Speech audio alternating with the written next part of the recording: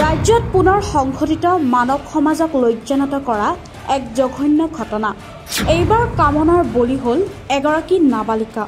2 সন্তানৰ পিতৃয়ে সংঘটিত কৰিলে এই জঘন্য ঘটনা। বাক্সাৰ ভূটানকুটিত সংঘটিত হ'ল এই অমানৱীয় ঘটনা। নাবালিকাৰ সৈতে জঘন্য কাণ্ড 2 সন্তানৰ পিতৃৰ। নিজৰ 2 কন্যা থকাৰ পিছতো আন ঘৰৰ এগৰাকী শিশুৰ লগত সংঘটিত কৰে এই জঘন্য ঘটনা। ঘৰত কোনো নথকাৰ সুযোগ লৈ নাবালিকাক ধৰ্ষণৰ চেষ্টা কৰে লম্পটটোৱে। বাক্সাৰ ভূটানকুটিত এই চাঞ্চল্যকৰ ঘটনা সংঘটিত হয়। সন্তোষ সুবেদী নামৰ ধৃত লম্পটটোৱে সংঘটিত কৰে এই লজ্জাজনক ঘটনা।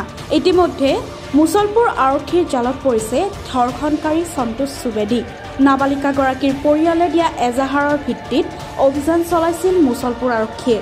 বাক্সাৰ ভাৰত ভূটান সীমান্তত আত্মগোপন কৰি আছিল লম্পট সন্তোষে। এই সময়তে আৰক্ষীয়ে গ্ৰেপ্তাৰ কৰিবলৈ সক্ষম হয় লম্পটটোক। এই লম্পটটোৰ উচিত শাস্তিৰ দাবী উত্থাপন কৰিছে ভুক্তভোগীৰ পৰিয়ালটোৱে।